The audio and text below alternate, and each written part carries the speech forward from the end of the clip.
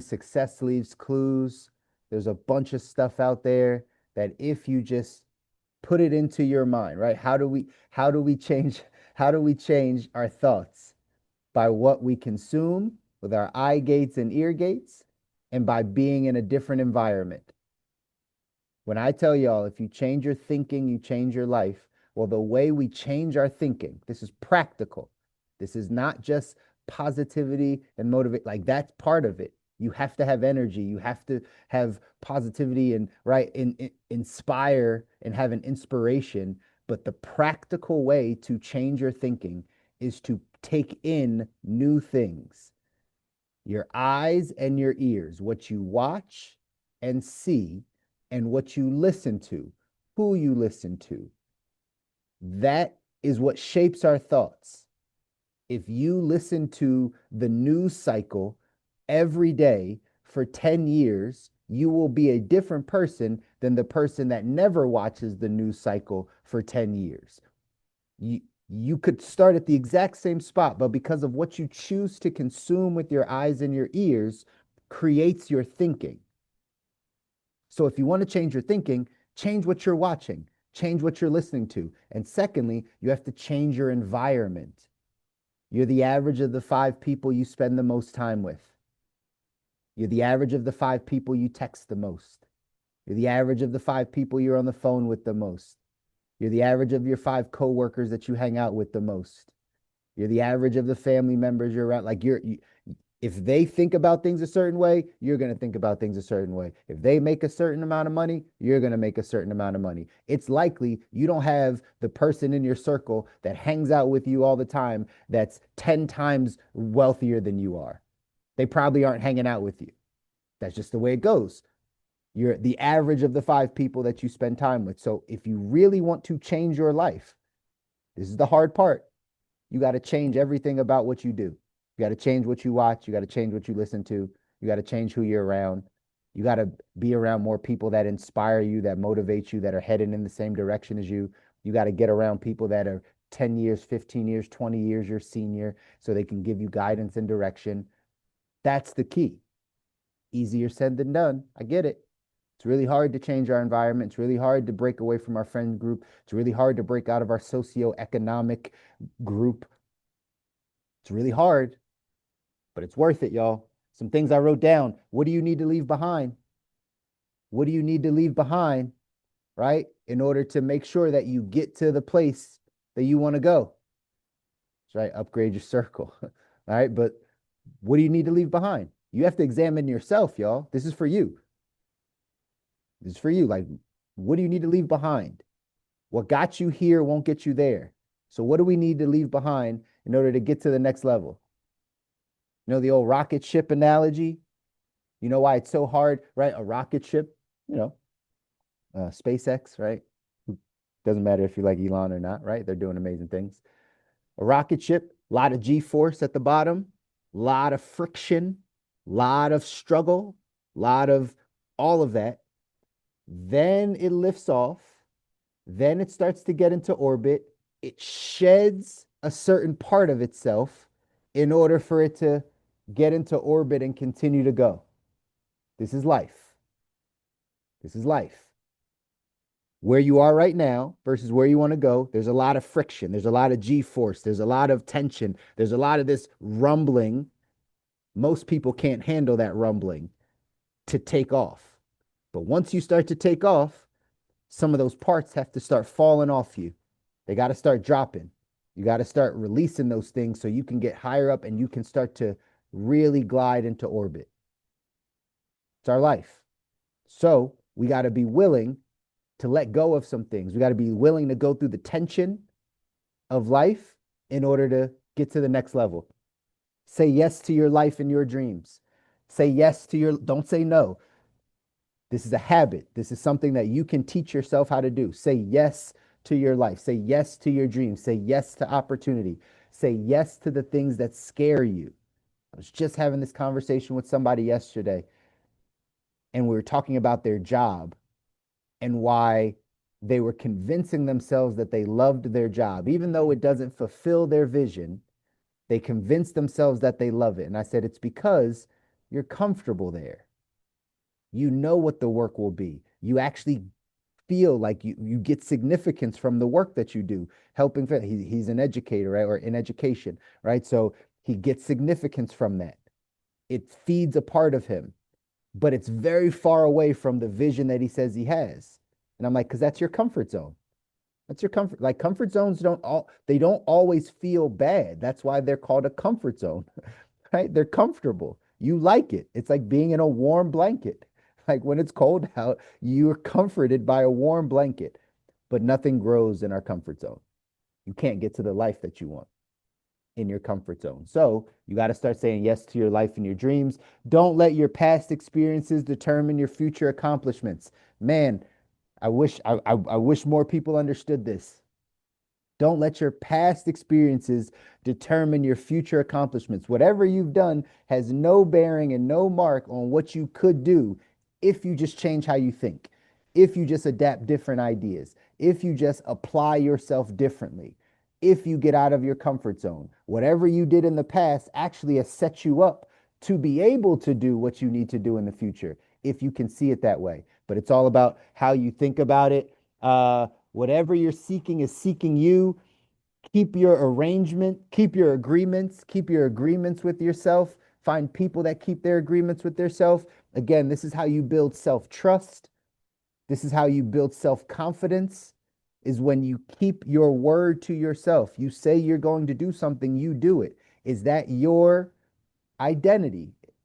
Do you have a high level of integrity? Integrity is doing what you say you're going to do. Again, people that don't keep their word about their time and all the things, like it's an integrity issue. You need to have integrity with yourself. You need to be in alignment with yourself. Again, for us that want to go off and get to our ideal life, these are the things that you should focus on. It's not about what's the job or what's the business or right, who's the person. It's about what's inside of me that I need to shift so I can become the person that gets me to the place I want to go. It's a great reminder. He also said, be patient, be persistent, and be positive on your way, on your pursuit to the life you don't need a break from. Patient, persistent, and positive. Patient, persistent, and positive. You should be saying that to yourself. You should be writing it down, because inevitably on this journey, you will lack one of those things, right? You'll either lack the patience, it'll get real tough, and you want it to get there faster. You'll lack the persistence. At some point, it's just too hard, so we give up. So we're not as persistent. Or you're just not positive about it. You have a negative talk track.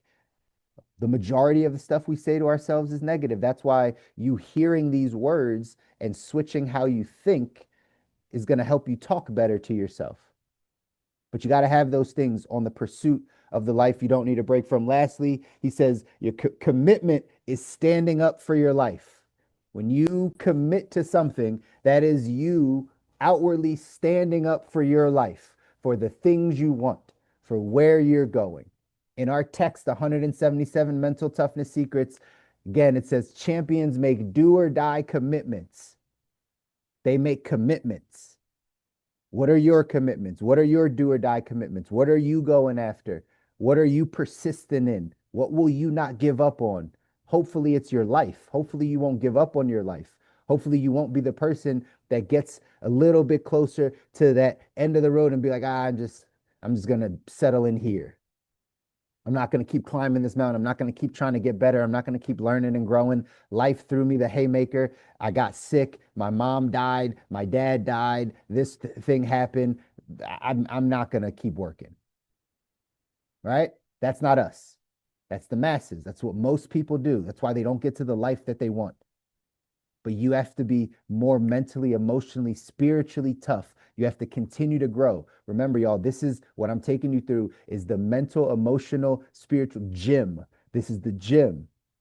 This is not the physical gym. You can go to the physical gym yourself and lift weights. But the same exact thing that happens when you lift weights, when you are tearing the muscles so that they can get stronger, you have to do that mentally and emotionally and spiritually. You have to get stronger. Life is not going to get easier for you or any of us, but you can get stronger. You can handle more. You can have more capacity. So in our text where it says champions make do or die commitments, here's what it says really quickly. It says, if there was ever one word that defined the champion, the word would be commitment. When everyone else is tired, exhausted, and burned out from the battle, the great ones are just getting warmed up.